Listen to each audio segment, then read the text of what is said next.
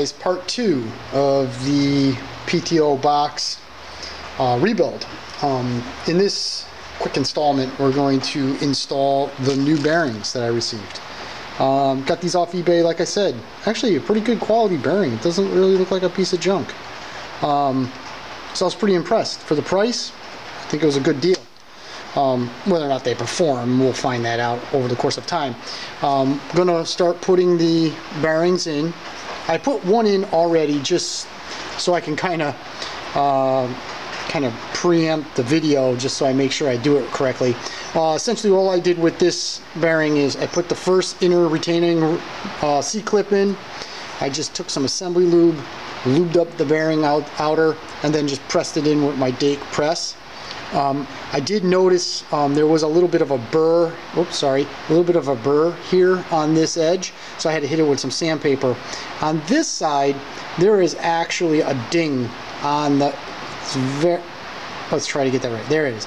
There's a very small ding right there, you can barely see it, but it's just enough to cause the bearing to fit real tight and go kind of crooked. So I'm just going to file that down, sand it off, and bring it over to the press. Okay, just got done filing the surfaces just so the bearings will fit in nice.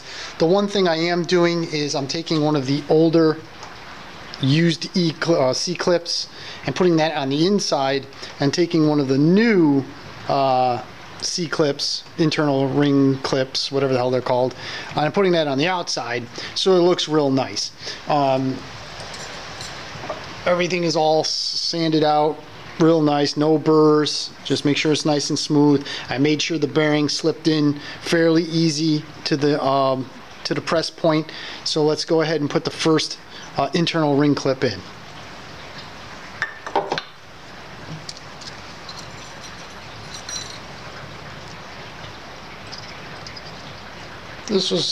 These sometimes can be a little tricky, only because it is kind of deep in there.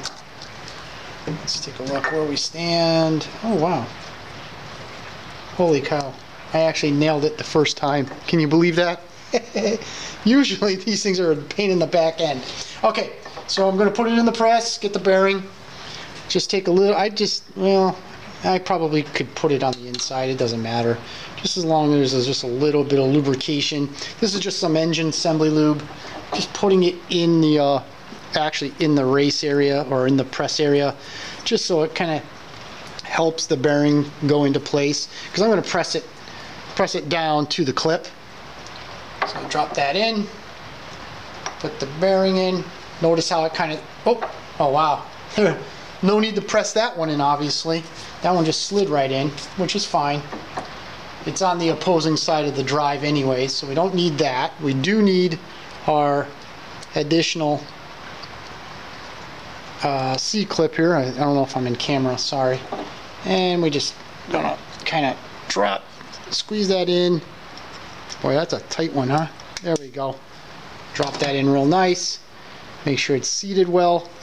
Give it a twist. All right, that bearing's in. Essentially, what I'm going to do is the exact same thing on this end, but I'm going to start with the first clip on the inside, put the first bearing in, then put the next clip, then put this clip, put the bearing in, and put the clip in. And I'm just going to have to start from the back or from the inside and move it forward.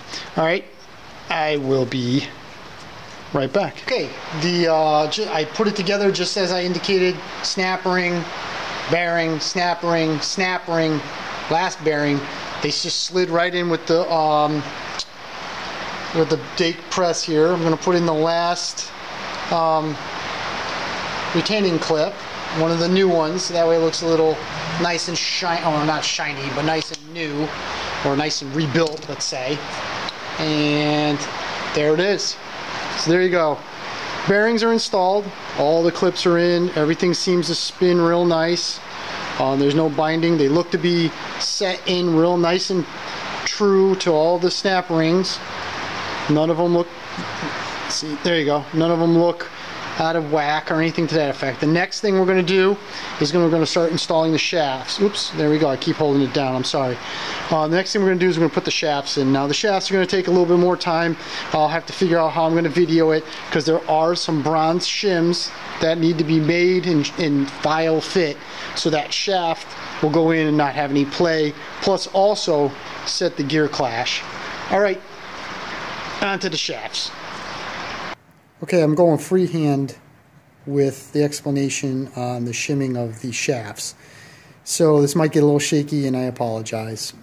If we look at the input shaft right here, right in front of the bearing, there is a groove. That groove is for a snap ring. That snap ring keeps the shaft from driving into the PTO box itself. So that is the starting point of where we're going to start to shim.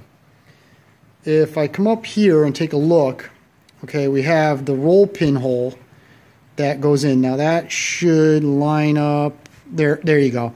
You can see that lines up with a hole in the shaft. Now, if I take this gear and push, see how that thing slid in a little bit and out? That little bit of space I need to fill with a bronze washing because the snap ring holds the shaft in front, so now the shaft can't go in. The roll pin holds the gear to the shaft, so you know that can't move. But this little bit of play, this in and out play, okay, right there, that is the distance between the back of the bearing and where the roll pin goes. It's also being stopped by the gear, we know that. So what I need to do is measure that and get the appropriate bronze washer. So the shaft goes in, the bronze washer goes on, the gear gets slipped on, drive the roll pin in, pull the shaft back out, set the snap ring, and that should set the distance and the lash, I guess you would call it if there is, I don't know, but the in and out play. Basically the same thing has to transpire with this shaft, the output shaft or the PTO, except for the snap ring, as you can see, goes on the inside. So I have to justify this over, okay? This gear needs to move. Now, this gear can't move that much because of this gear being stationary. In other words, this one doesn't go side to side, it just goes in and out. So I can't really, now that I think about it or look at it, I can't do that. So I'm going to have to slide the shaft in until the roll pin holes line up, and they do, okay? And then set where I want this gear to go, and then get a bronze washer that fits between the snap ring and the bearing face, and then the distance between, I don't know if this one actually moves that much. Oh yeah, look how much this one moves. The shaft's not moving, watch. See, the shaft's not moving, it's the gear. So I have to get a bronze washer set up that goes between the gear face and the bearing, so that way this shaft doesn't go in and out like that amount. You know, it's pretty stationary. So I got to order my bronze washers, and then we'll go. Then the next part will be just figuring out those distances and ultimately file fitting those bronze washers into place, so that way this gearbox will spin perfectly. All right, bronze washers next.